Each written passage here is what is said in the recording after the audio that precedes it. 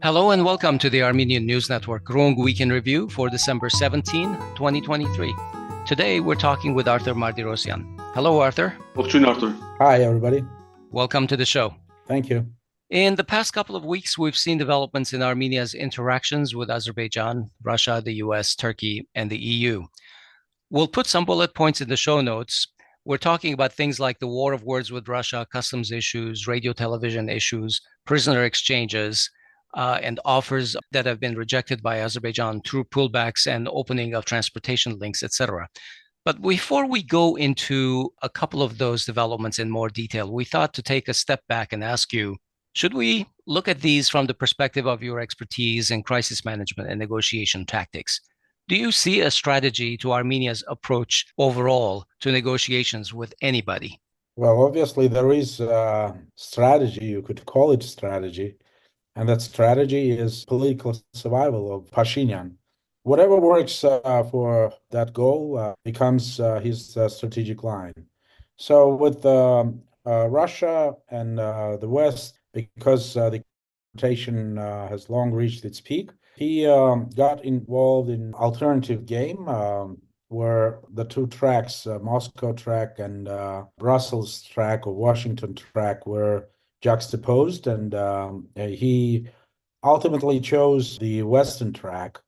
He chose it in, well, at least that's what Putin claims now, right? Just a couple of days ago, he was again giving his annual press conference, and that's where he repeated the same thesis that it was Armenia's choice to give up on Artsakh, and they found out about it later. Referring to the meeting in October 22, I think in Prague, where formally Pashinyan declared that he recognizes the territorial integrity of Azerbaijan, including Artsakh. So that's for them the point of departure from the Moscow line, which was let's keep the status issue open, because that worked for the interests of Russia, legitimizing the peacekeeping, also fulfillment of the agreement in Moscow, November 9th, 2020, where Moscow would be providing the security of the corridor. So to the surprise of Moscow, that's if we trust Putin, that it was a surprise for them. Pashinyan gave up on all of that. And it was a surprise for them because they thought that at least at some levels, it was a better deal with Moscow than what was coming from the West. So they were surprised that he essentially decided to give up on Artsakh and move with the West on this. When I say partially trusting Putin, I mean most likely they knew what was happening. And most likely they themselves thought that this could be one way for them to justify their inaction or whatever they did in cahoots with Azerbaijan on Artsakh.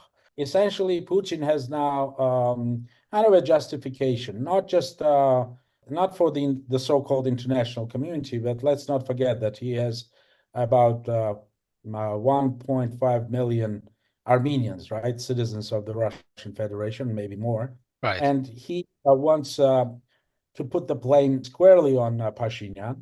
And Pashinyan has been putting the blame on Russia. So they've been trading blames.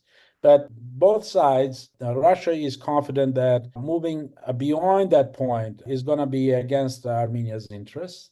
And they calmly going to accept if Armenia decides to quit CSTO, Eurasian Customs Union, and so forth, all the integration projects that they have in the Eurasia space. At least that's Putin saying that it will not be in Armenia's interest, but we would accept any decision Armenia takes.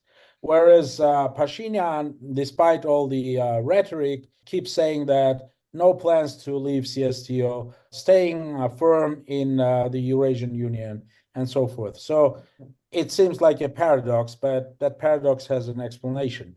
Armenia depends on Russia in a very sensitive way economically, and not just economically, and disrupting economic relations, is going to be painful, and that pain may translate into mobilization against Pashinyan now.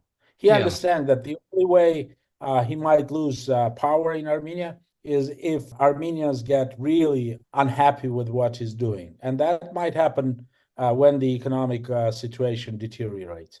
And it Right. can deteriorate very fast because if energy prices go up, everything will become more expensive. And it's already fairly expensive. Yerevan is a fairly expensive city right now. I heard In that it some, actually became more expensive than Moscow recently to live in Yerevan. yeah, comparing some of the prices, if you take Mhm. a basket, compare the baskets, it may be that you can find cheaper stuff in Moscow than in Yerevan. So one of the questions that I had was actually partially answered by you just a moment ago in saying that maybe Putin was hinting that there's apparently some kind of a turnaround in Armenia's vector, which is unstated. So I was actually planning to ask you, is there an unstated Pashinyan doctrine that governs all of this approach? I mean, we obviously see that he is trying to pivot to the West, but this is not stated. And it seems to be some kind of a strategy to keep everybody in a limbo, in inaction, so that he can take advantage until it's too late for anyone to do anything about what he wants to do. I think he has, and maybe he knew how to live under these kinds of uncertainties even before. But because the uncertainty on what's going to happen in Ukraine and connected to that, how relations of Russia and the West might evolve beyond Ukraine, right? If initially they thought or they were persuaded by analysts, advisors that Russia was doomed and already defeated, now they can see that it's not as simple as that, and it can be the other way around. And if it's the other way around, any move, again, disrupting especially the economic relations with Moscow, can be painful. Looking even at Georgia, that just got the status of a candidacy to European Union, they're not very kind of actively taking the anti-Russian stance on especially economic issues. So Pashinyan understands, I think, that much, and therefore it's kind of on the level of rhetoric. There is a wave, the anti-Russian wave in Armenia, and he's trying to get some dividends from the West by engaging in that rhetoric and public stance against Russia, and talking about as much integration with the European Union as the European Union can afford and whatnot. But at the same time, he's not cutting his relations with Moscow. Again, that can be very painful. And although he was warning Armenians that we're going to go through some painful processes, he understands that it can be so painful that, again, may threaten his own grip on power. Hmm. So that's my reading of what's going on. Otherwise, if you walk the talk, if you are saying that the CSTO is not working, that you need a different relationship, it's obvious that just 60 Bastions armored personnel carriers from France and 3 radars is not solving your security dilemma. Hmm. So they're making some moves in that direction, but it's not like decisively cutting the relations with Russia. So waiting to see what's going to happen. So if Russia is going to be defeated, then it will be a very quick decision to cut the relations and move to the West openly. If Russia is victorious, whatever the victory is going to be and whatever, however it's going to be defined in Ukraine, and then gets what it wants in the relations with the West, which is essentially carving the periphery and the Eurasian periphery as a sphere of influence for Russia. If that happens, then obviously Pashinyan will be willing to play with Moscow. He can blame always politicians. I mean, it's notable that he himself is not making any anti-Russian statements. Hmm. It's his lieutenants, his team members, but not he himself. He's staying out of rhetoric of anti-Russian rhetoric. Only innuendos. And on the level of public television and accusations and what the Russian channel, I think, won allowed in one of the shows on Pashinyan was absolutely unacceptable for him. And they started to reciprocate and put pressure on whether Armenia really needs the Russian channels or they need to be left out and only on cable television and whatnot. So I think on that issue, they are negotiating and talking. And they may even come to some kind of agreement that we do not touch you. You do not use any openly anti-Russian rhetoric on your television. So something live and let live, right? So Yeah. let's find that kind of a modus vivendi. Well, let's talk about the major news from last week, which was the exchange of POWs for criminals. Arthur, last time you were on our show, episode 281, I remember asking you about how Armenia should negotiate with Azerbaijan when the latter is holding on to tens, if not hundreds, of Armenian prisoners, or hostages to be more precise. You responded that this was akin to negotiating with the devil and provided a stern warning that by accepting to negotiate while the prisoners are still in Baku and being used against us is tantamount to accepting the devil's term. I'm trying to paraphrase, but I think I got you right. And you said that Armenia should cease negotiations until the issue of prisoners is settled, hopefully by the mediators. So contrary to your advice, Armenia implemented the so-called prisoner swap with Azerbaijan, where two criminals, one murderer and the other accomplice, who had infiltrated Armenia and murdered an Armenian civilian. And in exchange, Armenia got 32 soldiers, most of whom seem to be from the Khutsabert incident, which is a whole tragedy and a spectacle of incompetence of its own. But your thoughts on this deal?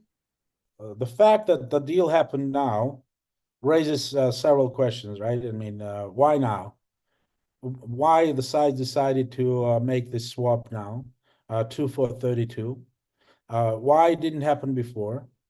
And how Pashinyan, by essentially moving to negotiate on other topics, on other issues, left that issue unresolved and even in some ways abetted the devil, right, to keep the prisoners and say that's fine. If he's negotiating with me on other items on the agenda, it means that my commitment or my refusal to respect the commitment in the agreement, all prisoners should be released, right? That's, I think, point five. All for all, it was called. All for all. So it didn't happen. It didn't happen. And Pashinyan on election campaign trail, he was saying that they can wait a couple of months, right? That's June 21. They can wait a couple of months, meaning POWs can wait a couple of months. It was almost 3 years. And it was almost 3 years because he made the mistake 101 in negotiations. If the other side is not implementing what it committed to implement, you cannot move to other issues, negotiate other issues, because if you are doing that, you're saying it's okay if you didn't implement that one. Anyway, the question is why it happened now. And I have my own explanation why it happened now. It didn't happen just because Armenian negotiators were so good with Aliyev, but it happened because the external players, namely the United States and the Biden administration, needed to show the Armenian community in the United States that it's not just the vote in the Senate for 907, but it's something more decisive when it comes to putting pressure on Aliyev done by the State Department and the administration. Why? Because they're going to need all Armenian votes, right? So if the Armenian community leaders are saying, show us what you've done beyond just voting on that resolution, not supplying weapons to Azerbaijan. Big deal. I mean, Azerbaijan can get these weapons from Serbia, Israel, or Turkey, or other allies of United States, for that matter. So show us something. So that means that American diplomats go to Baku and they're telling, I mean, I'm trying to reconstruct now in terms of negotiations what might have happened. So they arrive and they say, look, help us because we don't want to initiate anything against you, but we may have to if you don't help us. So how can he help them? do something. Show us that you are serious about this stuff. In addition, the sides do not have working strategic trust that should allow them to move solving many other contentious issues. So in that sense, the mediators, again, they come to Pashinyan or the Armenian negotiators and they say, okay, what is it that the Azerbaijani side can do to help you in your negotiations on the internal track, right? With the Armenian society and in general Armenians worldwide, right? So that you can show them that your strategy is working. You're moving towards peace. Give us a couple of things that Azerbaijan can do to help you.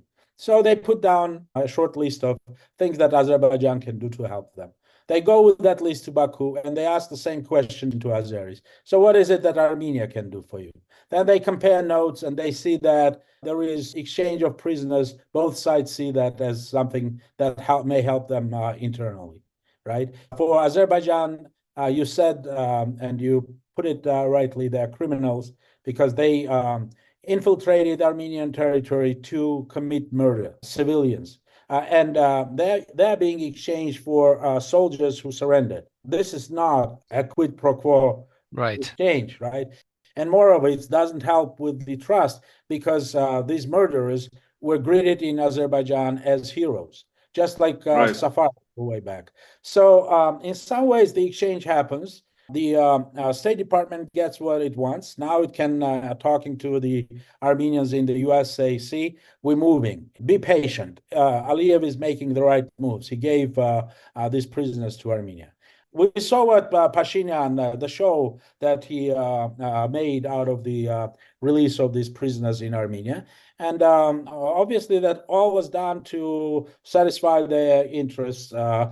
But when it comes to real Armenian interests, 1/3 of Armenian prisoners of war, so 2/3 are still, but there are different numbers, but approximately 2/3 are still in Azerbaijani captivity. And we don't know when and how they might be released, what will be the bargaining process, positional bargaining, where Aliyev might agree to release more prisoners. But for now, this move is enough because he has a way to justify inaction by saying that I'm going into elections in Azerbaijan. Elections, right? So all talk about more moves like that is going to be put on a back burner. Arthur, you mentioned the remaining prisoners, and of course, we don't want to diminish the value of one prisoner over the other, but that is automatically being done by Pashinyan. What happens to the remaining prisoners? In the last show that when we talked about this, you put a lot of hope in the mediators, and just now you said that it was the mediators who arranged this. So why couldn't Armenia put its foot down and say, give us all the prisoners? Do you think that was an unreasonable request? Because besides the political and military leadership of Artsakh, besides the heroes of Artsakh, I mean, this is a huge humiliation for us to see these people under torment like that. But there are also other prisoners, people who were captured in over these 3 years. So why couldn't at least we secure more prisoners than what we got? And why is the international community okay with it? If you're asking the wrong person about international community, because I don't believe there is one to begin with. As to the Armenian side, the only way to understand and explain what's going on is to look at the goal setting of Pashinyan and his government, right? They want this peace agreement with Azerbaijan. Anything that can be in the way of or obstruct in their understanding that peace agreement. And this contentious issue about prisoners. So if we, that's Pashinyan's government. When I say we, if we start demanding things from Azerbaijan that they don't want to give us, we might get into a dead alley. We may lose time. So we want that peace agreement as soon as possible. Because in their understanding, again, and I think that mentality, that thinking is flawed in many ways. But we need to understand how they think. And they think that once they get the peace agreement, there will be so many dividends, economic dividends of that peace, right? Opening communications, Armenia crossroads and whatnot. We can see that's what they're stating. So the expectations of those dividends, economic dividends, can be then translated into political capital, right? Where they will be persuading the population that, see, peace works. It leads to prosperity. You getting much better standards of living because we got you this peace. And they're very anxious to see that. And if the issue of prisoners can be an obstruction to this or may delay some of this, they are not willing to engage in any of that conversation. A more principled government, a government that would care more about its prisoners, would probably lead a very different negotiation process here, right? Again, this exchange, I'm positive. I cannot assert, I cannot say 100% because we still are missing some of the data, but I'm positive that this would not have happened without a US or other intermediaries putting that pressure on Aliyev. There is no explanation why 32, right? Other than they're all were from Kutsaber. There was no value for Aliyev to continue to keep them, right? Give them all, get what you want, and you want these two because for your electoral process, you need to show that all Azeri heroes, that is murderers, criminals, are going to be released by Armenia. And this 32, less overvalue anyway, so you're giving them in that bargaining to Armenians. This is my explanation. I mean, I'm more than willing to entertain an alternative explanation or hypothesis, but I'd say this is right now the one that I'd say, to use Occam's razor, right, explains what's going on sufficiently. Yeah, the simplest explanation. One more question on this topic. Armenian media cites three reasons or three mechanisms through which these two criminals could have been returned. One of them is an international convention where if a prisoner is a foreign citizen, then they could be returned to their home country to serve the remainder of their sentence there. The other is court, releases them under some condition, like a probation or something. And the third would be the prime minister's recommendation. At the prime minister's recommendation, the president issuing a pardon. We don't know any of this. What happened? How did this mechanism happen? But some Armenian media cite the third one as most realistic because that would require the least amount of paperwork, and we haven't seen any trials, judgments that would mean anything else other than that. My question is, first of all, if you have anything specifically to comment about this release process. The other part is that the family of the victim of that murder in the Zangezur copper molybdenum combine was not even notified, and they didn't get the family's understanding or let alone agreement on releasing this guy. So how important is public communications? And I kept thinking, could the government do something to communicate this a little bit better so that people understand the nuances and the fact that we're getting, at least we're getting 32 back, which is more than zero. What are your thoughts about the role of public communication in government in these circumstances? Well, negotiation is not a process where you can have full disclosure and full transparency of what's going on behind the closed doors sometimes. And yet, I would disagree with someone who's supporting complete secrecy when it comes to these kinds of negotiations, because these kinds of things have resonance with the public, right? And it's a political calculation on part of Pashinyan, right? He figured that he can afford not informing. Nothing bad is going to happen if he doesn't, right? Who's going to put any pressure on him? What are the worst things that may happen if he doesn't, right? Some journalists will criticize, some commentators will say, where is our democracy? Why not transparent and blah, blah, blah. But that doesn't hurt him that much.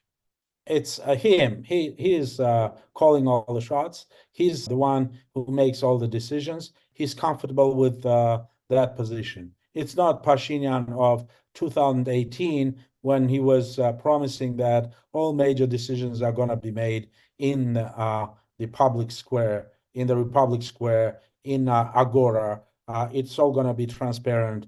The people will be deciding what to do. He will be just informing, and then based on the input from the people, he will be making decisions. That idealistic view of government was quickly replaced by a government that conducts negotiations very secretively. From his very first meeting with Aliyev that happened in Dushanbe in, I think, June of that same year, right? 2018, the so-called elevator talk. And whatever else was happening, he was saying, I'm negotiating from my point, and I'm negotiating any way I want. And nobody can tell me what to do and what not to do. That's a very quick evolution from one extreme to another.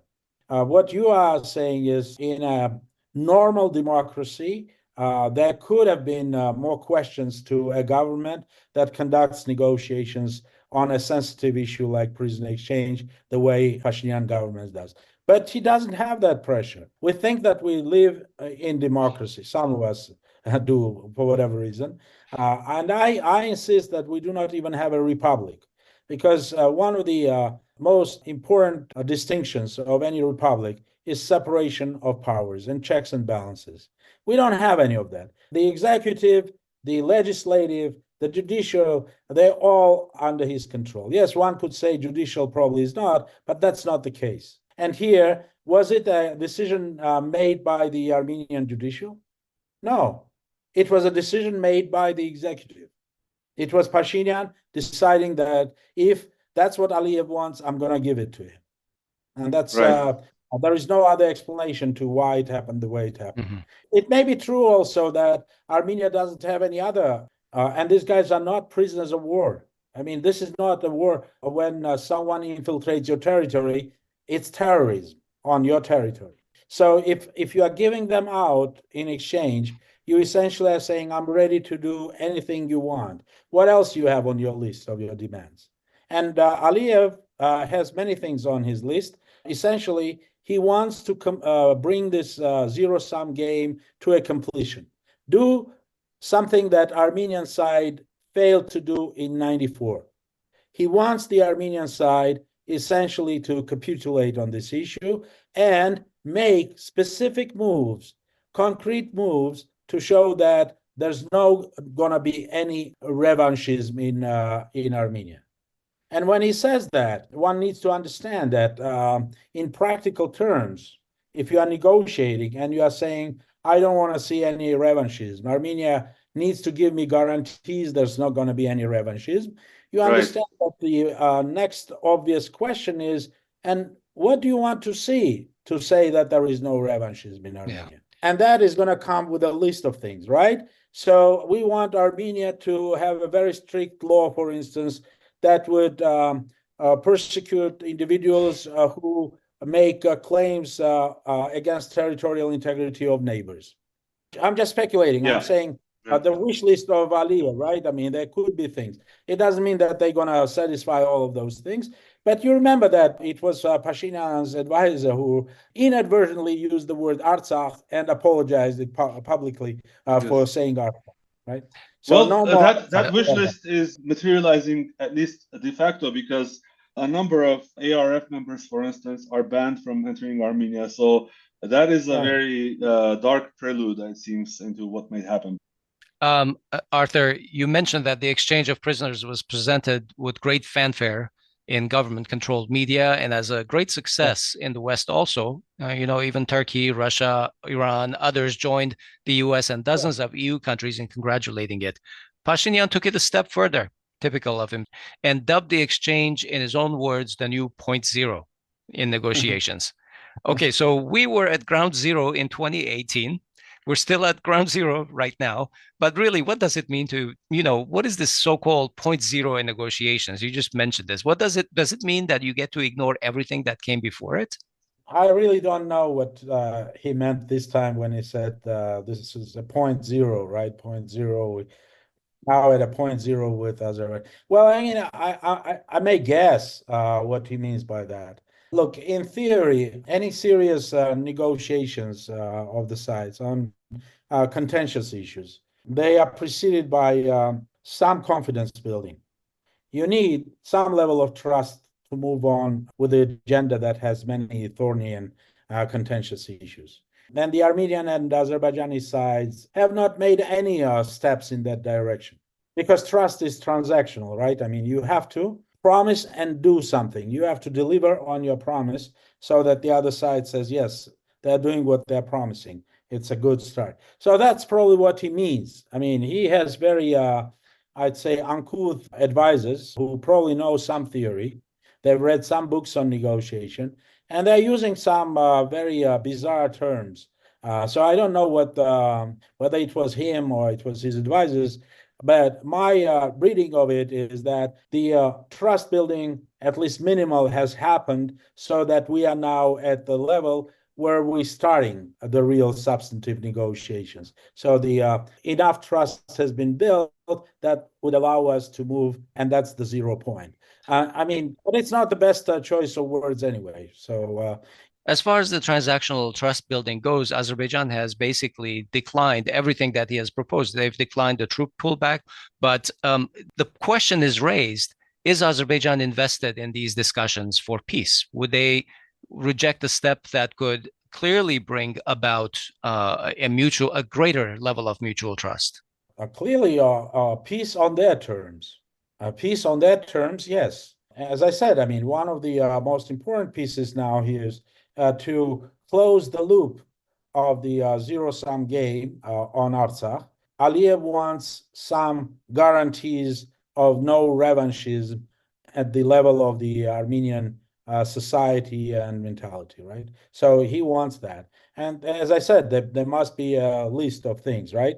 He's saying, when I see that this is not happening, or when I see that you are doing this and this and this, I would believe that there's not going to be any revanchism. And that will be a signal for me that I can move on your agenda. And what is your he agenda? specifically sorry, he's just to interrupt. He specifically cited the instance of the flag burning in Armenia. So I think that you're right. So he's definitely trying to dictate internal Armenian affairs. But these are the things that we shouldn't be seeing, and these are the things that we'll be seeing, or whatever the list. And I'm not going to go in speculating, right? I mean, we could say what's on their list. I just suggested one thing, right? So serious pressure, and even maybe legal persecution of individuals who are making claims against territorial integrity of Azerbaijan.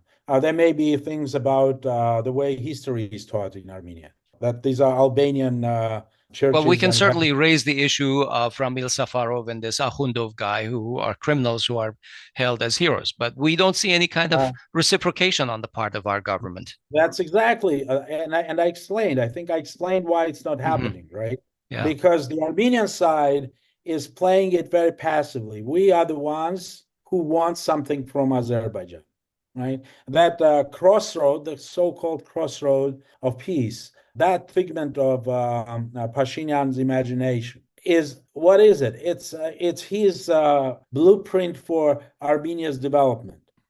Is essentially signaling to Turks and Azeris that Armenia's development depends on them. Because if he ruptures his relations with Russia, right, it will be, he wants to have a safe fallback on both security from Turkey and Azerbaijan and economic development through Azerbaijan and Turkey. And what he's running against is the Azeris already have the alternatives. Azeris and Turks have the alternatives. And when they have the alternatives, you are the one who wants them to do something. And they're saying, if you're asking us to do that, that the roads go also through your territory, you have to satisfy other needs that we have. It's a classical bargaining culture of Turks and Azeris. You want something from us, right? Because we have the road from Nakhchivan to Azerbaijan via Iranian territory. We have Russia-Iran communication corridor already in the making. We have the road from Turkey to Azerbaijan via Georgia, and from Kars to Javak and then to Azerbaijan. We have all of that.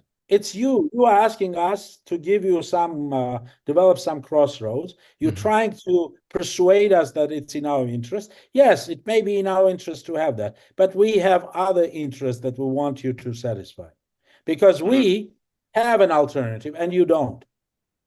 You don't. That's how this whole discourse on crossroad of peace is interpreted by Azeris and Turks. Therefore, it weakens you at the table of negotiation. You are just like a beggar who wants them to do something for you.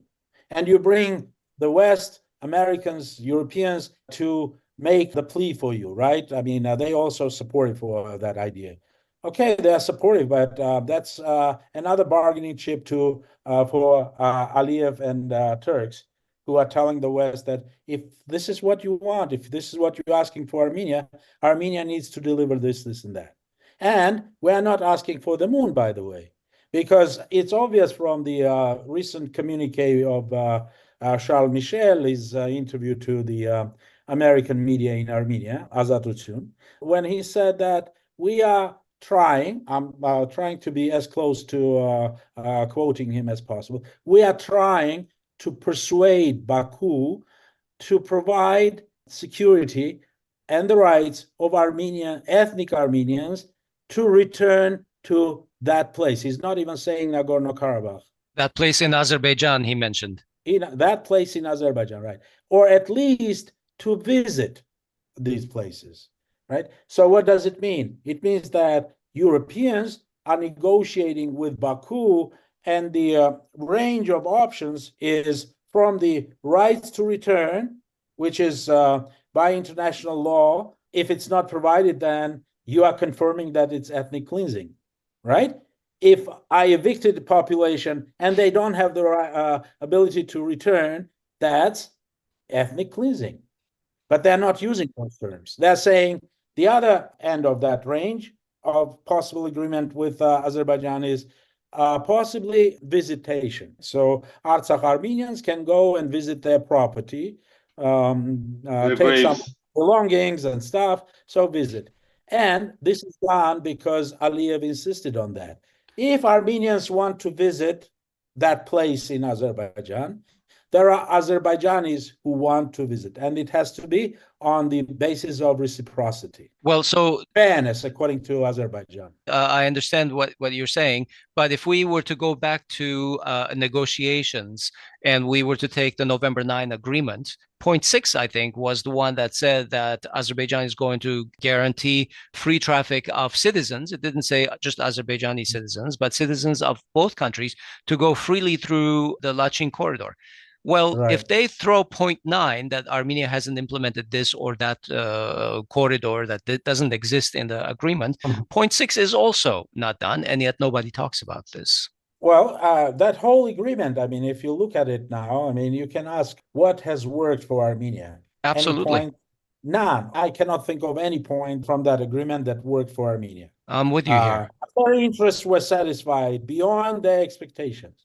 I don't think they even expected that they may get the whole thing, and then Armenians would also leave, and it's all there. Now, the only thing they need to make sure happens is persuading the international community that it's just the Armenians who don't want to come back. We have provided all the conditions. Security-wise, there are Russian peacekeepers who are still there. Their property, we're not touching their property. They can come back whenever they want. They have just decided not to come back. Right. It's just their mentality. We need to do something with the that mental condition of that Armenian population. But we are doing all we can to provide these conditions for them to come back. We are interested in their return because if they return, we also want to make sure that Azerbaijanis from Ararat, Vartanis, Tavush, Yerevan itself, why not, can go back to where they lived before the conflict began. Don't get me wrong. I just gave you what is plausible coming from Aliyev and his diplomacy. They may be telling Europeans exactly that it has to be reciprocal, and that will be fair if it's reciprocal. Arthur, we obviously frequently talk about this global conflict and tension between the West and Russia. It is a frequent number one topic in all discussions in Armenia. But this week there was an interesting article in the Foreign Policy in Focus magazine, and I think it's, if correct, at least it was summarized. The headline summarized it very interestingly.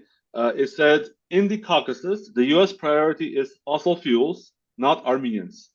And have you read that article by any chance? I looked through it. I didn't realize Yeah, that. and I'm sorry, but so in general, what do you think about that sentiment? Does it summarize what the U.S. foreign policy establishment is viewing the Caucasus as, or does it really have more strategic and more long-term interest in the Caucasus?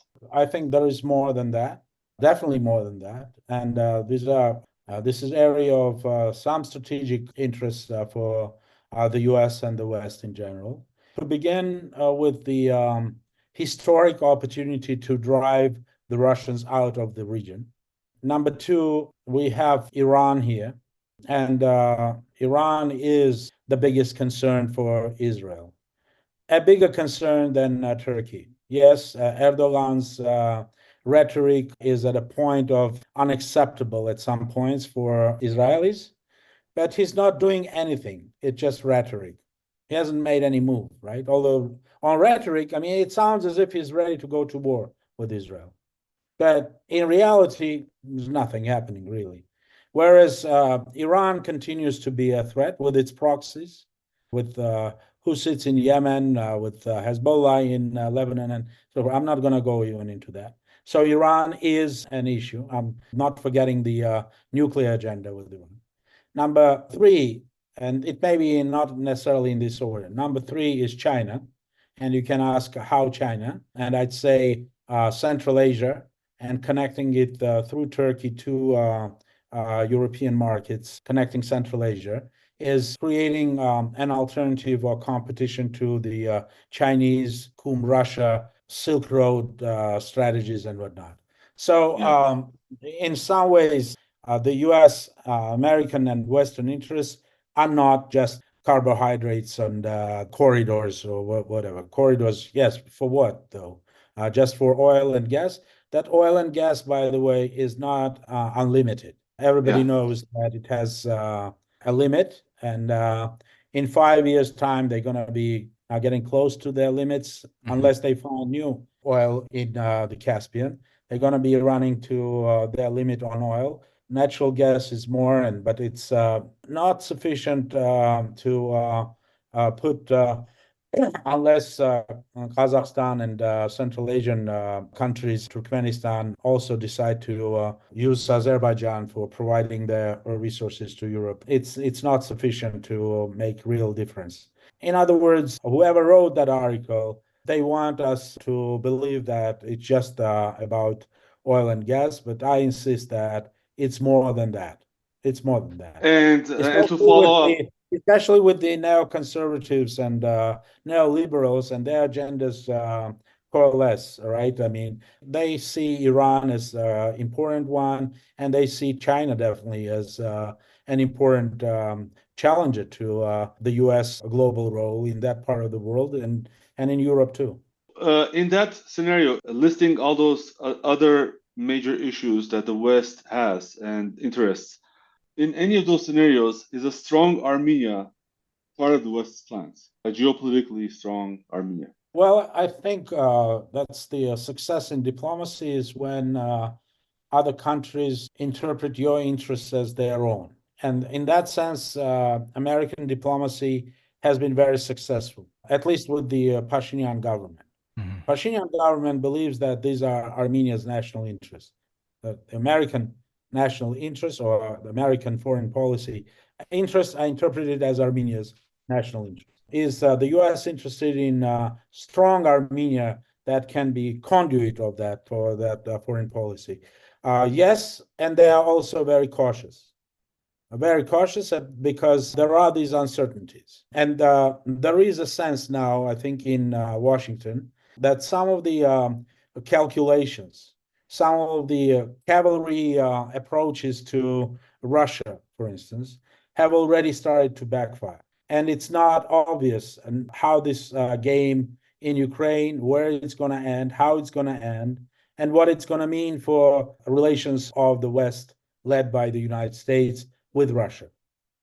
Because I do not rule out, and I think it's very plausible that the issue of Ukraine is going to be, if not number one issue during elections in the United States this year, then it's going to play a dominant role. Its economy is stupid, right? We know that Americans care about the economy, but Ukraine may be made an issue connecting to the economy, to the American economy. And if it happens, and it might happen, we don't know what the outcome of the elections is going to be. Can we rule out Trump's comeback? I cannot. I don't know. I don't know what's going to happen with the elections. But it is, if it's going to be that scenario, it may mean a very different engagement with Russia. And also depend on what happens in the battlefield, I mean, on the ground in Ukraine. But things are very bleak right now for Ukrainians. Back to Pashinyan, I mean, and his top advisors on security. If in the beginning they were confident and they were buying hook, line, and sinker, wherever the Western analysts were giving them on prospects of Russia in Ukraine, and they were considering that Russia was already defeated a couple of months into that war. Now things have, the tide is turning, and it's, again, uncertain, but uncertain in the other direction. It's not even 60-40 proposition anymore. It's 80-20 proposition. And 20 is Ukraine. It's obvious now. Arthur, as our last topic, let's talk a little bit about Israel-Gaza. Last time we spoke, October 1st, most of the world thought that the possibility of additional conflicts was remote. Yet only a week later, we saw a brazen attack by Hamas on October 7, followed by a punitive Israeli offensive into Gaza, which, as of today, continues on. Despite ramping worldwide backlash against Israel's disproportionate response, Biden's administration continues steadfast support for Israel, even though it has given behind-the-scenes warnings to Netanyahu to stop targeting civilians. Regardless, the U.S. is providing military support to Israel, sending tens of thousands of missiles, mustering fleets offshore in the Mediterranean, etc. We've discussed this before on our show, that there is waning support in the West to keep bankrolling the war in Ukraine. Is the West distracted by the war in Gaza? Or they realize that they're not going to spend Russia into the ground, given that China is behind it, or some other reason why the West is now publicly discussing lower levels of funding and support for Ukraine? And also, as a final question, what are some of the outcomes from the Israel-Gaza war that could affect Armenia and the South Caucasus? Oh, these are definitely more questions I for know. a 3-4 minute. It's not a 3-4 minute question. Where do we start? Let's start from the end. I mean, certainly if there's going to be, and that cannot be completely ruled out, further conflagration engaging Lebanon, right? If the IDF decides to go after Hezbollah, and Netanyahu might, because what he has to lose. If he stops now, there's going to be investigation that is not going to be very lenient to what happened, right? I mean, in terms of, so he might be interested in perpetuating this and now saying, oh, we have to go now after Hezbollah. And that means getting even closer to engaging with Iran directly. So implications are obvious. I mean, Iran is right next to Armenia. Israel might need Azerbaijan to play a role in that conflict. So a scenario that I'd say is possible at this point, I'd say the probability is definitely, in my book, below 30%. Why? Because all major players are against that. And I think that the Biden administration barely coping with Netanyahu, right now. So they will be putting a lot more pressure on him to avoid that kind of confrontation in an electoral year in the United States, right? Because consequences for oil prices in the U.S., well, and generally for economy, are going to be very dire if that scenario were to happen. Do you think these are the concerns that are distracting the West from continued support and funding of Ukraine? No, I think supporting Ukraine is a whole different ball game. Obviously, I mean, yes, Gaza and need to support Israel had implications for the United States and in terms of military and financial support of Israel, and maybe for Europeans as well. But it's not a decisive factor. I think what we've been observing in the West in general, more so in Europe than in the United States, is the fatigue of the particularly business elites who've been losing on sanctions. Sanctions haven't been working. They haven't been doing what the administration has promised is going to do to the Russian economy. On the contrary, the Russian economy is growing. I'm not going to go even into the military-industrial complex and its production in Russia, but it's not working. It's not working. And German and other major players in EU, they're suffering from these sanctions themselves. This idea that Ukraine can get a carte blanche every month, they need 5 billion US dollars. That's according to IMF, right? So you can write off a check for $5 billion every month without seeing an end to that process.